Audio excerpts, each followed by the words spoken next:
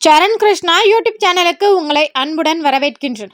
மகா சிவராத்திரி அன்று குலதெய்வத்திற்கு ஏற்ற வேண்டிய தீபங்கள், கட்டாயம் வாங்க வேண்டிய பொருட்கள், வாங்கவே கூடாத பொருட்கள் என்னென்ன அப்படிங்கிறத பற்றி தான் இந்த வீடியோவில் தெளிவாக நம்ம பார்க்க போகிறோம். நம்ம சேனலில் உள்ள வீடியோவை ஃபஸ்ட் டைம் நீங்கள் பார்க்குறீங்க அப்படின்னா மறக்காமல் நம்ம சேனலை சப்ஸ்கிரைப் பண்ணி வச்சுக்கோங்க. நம்ம சேனலில் தொடர்ந்து குலதெய்வ பதிவுகள், ஆன்மீக தகவல்கள் வந்து கொண்டே இருக்கும். வாங்க வீடியோக்குள்ளே போகலாம். மாதம் சிவராத்திரி வந்தாலும் மாசி மாதத்தில் வரக்கூடிய சிவராத்திரி மகா சிவராத்திரி ஆகும். அனைத்து சிவாலயங்களையும் 4 கால பூஜைகள் நடக்கும். இந்த மகா சிவராத்திரியில தான் சிவபெருமான் நடனம் புரிந்து கொண்டே தன்னுடைய காத்தல், அழித்தல், படைத்தல் அனைத்து தொழில்களையும் செய்தார் அப்படிங்கிற ஒரு புராணமும் இருக்கின்றது. மேலும் இந்த மகா சிவராத்திரி அன்று தான் சிவன் பார்வதிக்கு திருமணம் நடைபெற்றதாகவும் புராணங்கள் கூறுகின்றன. இவ்வளவு சிறப்பு வாய்ந்த நாளில் நம்ம கண் விழித்து சிவாலயங்களில் நடைபெறும் பூஜைகளில் கலந்து கொள்ளும்போது நம்ம உடம்புல ஒரு நல்ல ஊடுருவதையும், நம்மளை சுற்றி பாசிட்டிவ் எனர்ஜி அதிகமாக இருக்கிறதையும் நம்மளால் கண் கூட உணர முடியும். இந்த அற்புதமான நாளில் நம்ம வீட்டில் கூட இந்த 4 கால பூஜைகள் தாராளமாக செய்யலாம். ஆனால் ஒரு சிலரால் அந்த 4 கால பூஜைகளும் வீட்டில் செய்ய முடியுமா அப்படின்னு கேட்டிங்கன்னா மிகப்பெரிய சந்தேகம்தான். ஒரு சிலருக்கு உடல் உபாதைகள் இருக்குது. வீட்டில் உள்ளவங்க வந்து 4 காலமும் நீ முழிச்சிருக்க வேணாம், உனக்கு உடம்பு சரியாமல் போயிடும், அதனால் வேண்டாம் அப்படின்னு சொல்லுவாங்க. ஒரு சிலருக்கு இல்லை, தனியாக பூஜை அறைகள் இருக்காது, வீட்டில் மற்றவங்க தூங்கும்போது பூஜை செய்வது அந்தளவுக்கு சரியானதாக இருக்காது. ஒரு சிலர் வந்து கோவிலுக்கு செல்வாங்க, அப்பயுமே 4 கால பூஜையிலையும் அவங்களால கலந்துக்க முடியுமா அப்படின்னு கேட்டிங்கன்னா பலருக்குமே குழந்தைங்களை பார்த்துக்கணும் அப்படிங்கிறதுனால முடிந்தவங்க தாராளமாக செய்யலாம். முடியாத பட்சத்தில் இந்த குறிப்பிட்ட விஷயங்கள் நீங்கள் செய்யும்போது கண்டிப்பாக இந்த 4 கால பூஜைகள்லையும் இருக்கின்ற ஒரு பலன் வந்து உங்களுக்கு கண்டிப்பாக கிடைக்கும். இப்போது மகா சிவராத்திரி எப்போ வருது அப்படின்னு பார்த்தீங்கன்னா பிப்ரவரி மாதம் 26/2/2025 புதன்கிழமை நமக்கு மகா சிவராத்திரி வருகின்றது. அந்த நாளில் கண்டிப்பாக நம்ம ஏற்ற வேண்டிய ஒரு குலதெய்வ விளக்கு என்ன அப்படின்னு பார்த்தீங்கன்னா, நம்ம ஏற்கனவே சொல்லியிருக்கோம் மாசி மாதம் முழுவதும் குலதெய்வத்திற்கு இந்த ஒற்றை தீபம் ஏற்றுங்க அப்படின்னு. அந்த தீபம் ஏற்றுவதே போதுமானதாக இருக்கும்.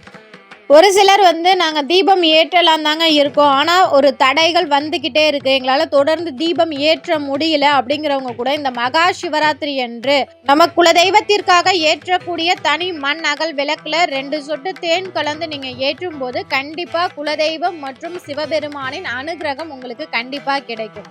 இப்போ மகா சிவராத்திரி அன்று கட்டாயம் வாங்கவே கூடாத பொருட்கள் என்ன அப்படிங்கிறத பார்த்துடலாம். முதல் பொருள் என்ன அப்படின்னு பார்த்தீங்கன்னா, தோல் சார்ந்த பொருட்களில் நம்ம மகா சிவராத்திரி அன்று வாங்கவே கூடாது. அது ஏன் அப்படின்னு பார்த்தீங்கன்னா, தோல் சார்ந்த பொருட்கள் வந்து அதிக நெகட்டிவ் எனர்ஜியை நமக்கு ஏற்படுத்தும். பாசிட்டிவ் எனர்ஜி அதிகம் நிறைந்த ஒரு நாள் தான் இந்த மகா சிவராத்திரி நாள். அனைத்து தீயதும் அழிந்து நல்லது மட்டுமே நிலைத்து நிற்கக்கூடிய ஒரு அற்புதமான நாள் இந்த மகா சிவராத்திரி நாள். அந்த நாளில் நம்ம தோல் சார்ந்த பொருட்கள் நம்ம வீட்டுக்கு கொண்டு வரும்போது அனைத்துமே நமக்கு தவறானதாகவே வந்து முடியும். அதனால தோல் சார்ந்த பொருட்கள் ஒருபோதும் மகா சிவராத்திரி அன்று வாங்கவே வாங்காதீங்க. 2வது பொருள் என்ன அப்படின்னு பார்த்தீங்கன்னா, உடைந்த சேதமடைந்த பொருட்கள், அதிக தூசி படிந்த பொருட்கள் நம்ம வீட்டுக்குள்ளே கொண்டு வருவது. அது மட்டும் இல்லை, உடைந்த சிலைகள், உடைந்த படங்கள், இது போன்ற விஷயங்கள்லாம் ஒருபோதும் நம்ம வீட்டுக்குள்ளே கொண்டு வரவே வராதிங்க. ஒரு அற்புதமான நாளில் நமக்கு அதிக பாசிட்டிவ் எனர்ஜி மட்டுமே இருக்கணும். அதனால் இது போன்ற பொருட்களை ஒருபோதும் வீட்டுக்கு வாங்கிட்டும் வராதிங்க. ஒருத்தவங்க சும்மா கொடுத்தா கூட தயவு செஞ்சு இந்த பொருட்களை வீட்டுக்குள்ளே கொண்டு வரவே வராதிங்க. அதே மாதிரி இரும்பு சார்ந்த பொருட்களும் நம்ம வந்து இந்த நாட்களில் வாங்குவதை தவிர்ப்பது ரொம்பவே சிறப்பு. அதே மாதிரி மகா சிவராத்திரி அன்று கட்டாயம் வாங்க வேண்டிய பொருட்கள் என்ன அப்படிங்கிறத பார்த்துடலாம். முதல் பொருள் பார்த்திங்கன்னா, பால் சார்ந்த பொருட்கள். நீங்கள் அபிஷேகத்திற்கு பால் வாங்கி கொடுப்பது ரொம்பவே சிறப்பு.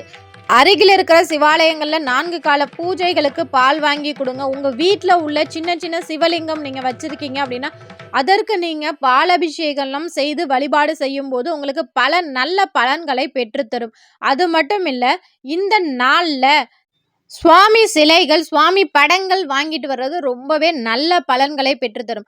ஒரு சிலர் வந்து சிவலிங்கம், நந்தீஸ்வரர் இவங்களோட சிலைகள் வீட்டில் வச்சு வழிபடலாமா அப்படின்னு கேட்குறீங்க. தாராளமாக வழிபாடு செய்யலாம். சிவலிங்கம், நந்தீஸ்வரர் சிலையெல்லாம் நம்ம வீட்டில் வச்சு வழிபாடு செய்யும்போது நமக்கு கடன் பிரச்சனைகள் குறைவதை கண் கூட நம்மளால் பார்க்க முடியும். ஆனால் எந்த சிலையாக இருந்தாலும் உங்க வீட்டு தலைவரின் 4 விரல்கள மடக்கி கட்ட விரல மட்டும் உயர்த்தி வைத்து பார்க்கணும். அந்த கட்ட விரலுக்கு கொஞ்சம் சிறிய அளவு தான் சிலைகள் உங்க வீட்ல இருக்கணும். அப்படிப்பட்ட சிலைகள் தான் வீட்ல வச்சு பூஜைகள் செய்யணும்.